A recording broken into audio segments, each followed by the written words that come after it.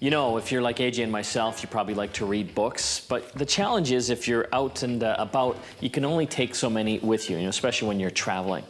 This is the Kobo reader. We've had a look before at the Amazon Kindle, also the Sony reader. This is from the folks at Chapters-Indigo, and this is their base entry model here. I think it comes in around about 150 bucks, which to me I think is the right price point to get people interested in these things. When these devices first came out, they're like $500 plus, which I think was a little prohibitive as far as people picking these things up. And I just wanted to show some of the viewers exactly how it worked. This Kobo reader comes preloaded with 100 books. It's got a gig storage on it, so it can take up to 1,000. We'll click on Peter Pan. Is that your favorite book? Yeah, I thought that'd be a good one to start with. Yeah. And we'll see if it has any pictures in it. But that's that e-ink. And a lot of people wonder, well, what is e-ink? The purpose of e-ink is to allow them to create a screen that uses very little power or energy. So you can read thousands and thousands of pages before you have to recharge this battery. And if you take a look, it's not backlit. It almost looks like type that's on paper. It kind of reminds me of Etch-a-Sketch in a way, because every time I need to change the page, you don't shake it, but you press a little button and the whole thing. That's coming next, I'm sure. Yeah, exactly, right? One thing I wanted to point out here too, display. I can change the actual font size. Right now I'm on the largest, but if I want to see more on a page, I can go down to small.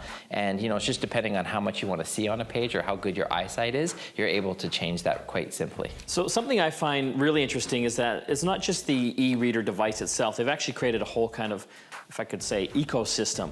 So to get the books onto the actual device, you plug in the USB cable into your computer and you go to the Kobo bookstore. Right. It does come with the SD card, so if you had books in the EPUB or PDF format, you could stick them in the SD, so you don't always have to connect it to the computer. They've also got free apps for a number of other mobile devices as well. So for example, on my iPhone, my BlackBerry, I can download the Kobo eReader app, and probably the most useful is the iPad version here as well. So if I have purchased any books in the Kobo bookstore, I can just log in with my account here, and those books will show up in this library as well. So I can go from device to device, no matter what I'm using, and access all my favorite books that I've bought. A good example is this e-ink. It's not backlit. At nighttime, you need to have a light. Now, a lot of people will have their little light beside their bed and they can read their books, but if you don't have that, or if you're traveling on a train or a bus or something like that, the iPad's a great solution. And the whole eco idea really takes it away from just being like the Kobo reader to, like you say, being all about Kobo books.